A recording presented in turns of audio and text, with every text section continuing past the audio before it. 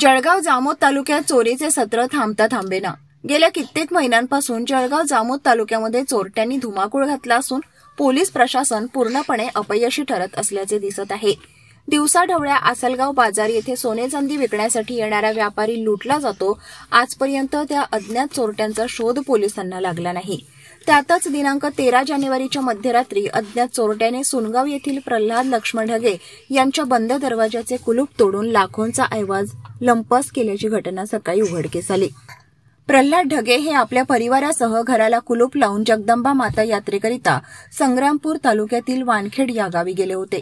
अज्ञात चोरट्यांनी याच संधीचा फायदा घेत बंद दरवाजाचे कुलूप तोडून घरामध्ये प्रवेश घेतला व घरामध्ये कपाटात ठेवलेले सोन्याचे मिनी मंगळसूत्र 17 ग्रॅमचे, कानातील टॉप्स 3 ग्रॅमचे, 3 ग्रॅमची अंगठी, सोन्याचे 3 ग्रॅमचे ओम, सोन्याचे डोरले, चांदीच्या तोरड्या, चांदीचे कडे, चांदीचा गोप चोरून नेला असून जवळपास चोरून नेलेल्या सोने व चांदीची किंमत अंदाजे 3 लाख रुपये असल्याचे समजते।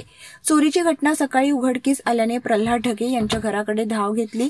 घटनेची माहिती यात्रेकरिता गेलेले प्रल्हाद ढगे यांना देण्यात आली। प्रल्हाद ढगे यांनी पोलीस स्टेशन गाठून घटनेची तक्रार दिल्याने पोलिसांनी अज्ञात आरोपी विरोधात कलम 305A, 331(3), 331(4) भारतीय न्याय संहितेनुसार गुन्हा दाखल करण्यात आला असून पुढील तपास ठाणेदार श्रीकांत निचळ यांच्या मार्गदर्शनाखाली सहाय्यक पोलीस निरीक्षक नागेश माहोड करीत आहेत। सूर्या मराठी न्यूजसाठी अमीन शेख, शेगाव, बुलढाणा। महाराष्ट्रातील महत्त्वाच्या व ताज्या घडामोडी जाणून घेण्यासाठी आजच आमच्या सूर्या मराठी न्यूज चॅनलला सबस्क्राइब करा आणि बेल आयकॉन प्रेस करा।